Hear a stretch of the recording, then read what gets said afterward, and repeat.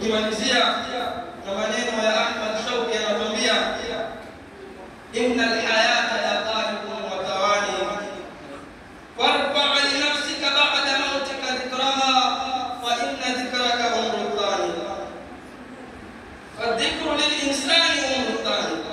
Anasema innal hayata daqaiqun wa tawani, hakika ya maisha ya dunia ni madakika na masekunde.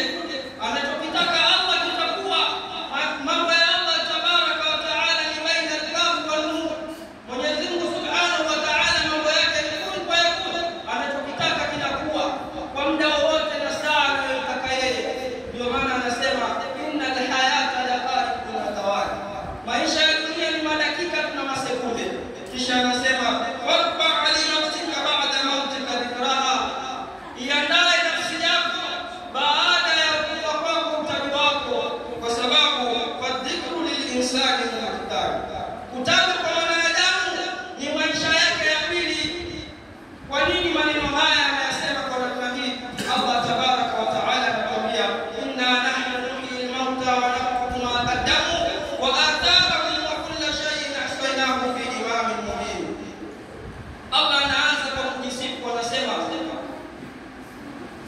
hakika yetu sisi inna nahnu nuhyi al-mauta wa naktubu ma qaddamu wa atharahum. Allah tabaraka wa taala anasema hakika yetu sisi ndio tunaowafufua watu.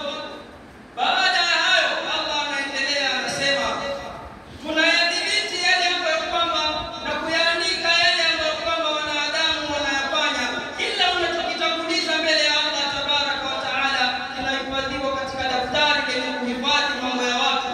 Allah subhanahu wa ta'ala anakuhakikishia ya kwamba kila unachokifanya kinahifadhiwa, na miongoni mwa watu ambao kwamba ama miongoni mwa vitu ambavyo kwamba vinamnusuru mwanadamu baada ya kuondoka kwake katika maisha ya dunia ni ile hadithi ya Bwana Mtume Muhammad sallallahu alaihi wasallam, anasema idha mata ibnu adam inqata amaluhu illa thalatha. Mwanadamu anapoondoka katika maisha ya dunia katika mambo yake yote isipokuwa mambo matatu. Anasema Bwana Mtume Muhammad sallallahu alaihi wasallam, jambo la kwanza linalomnufaisha mwanadamu wala ni swali yad'u lahu, mtoto mwema ambaye kwamba atabakia kwa ajili ya kumwombea dua, sadaqatin jariya, sadaka yenye kuendelea, au ilmi yantafahu bihi, au elimu ambayo kwamba itakuwa ni yenye kuleta manufaa. Haya yote ni katika mambo ambayo kwamba yanampata mwanadamu ili tu lengo na makusudio kumrahisishia njia za kuwa karibu na Allah tabaraka wa taala. Ikhwata al-iman, turudini kwa Allah subhanahu wa taala. Haki ya kurudi Allah tabaraka wa taala atatunyoshea mambo yetu, atatufungulia kila lililokuwa zito. Makusudio yake ni kwa tumemsahau Allah subhanahu wa taala. Hilo lililokuja midogo, Allah tabaraka wa taala ana makubwa na makubwa aliyotuandalia lau kama hatutarudi kwake Allah subhanahu wa taala. Vifo vya ghafla, vita vya kila aina, maradhi ya milipuko, yote ni katika hasira za Mwenyezi Mungu subhanahu wa taala. Wama alaina illa al-balagh al-mubin.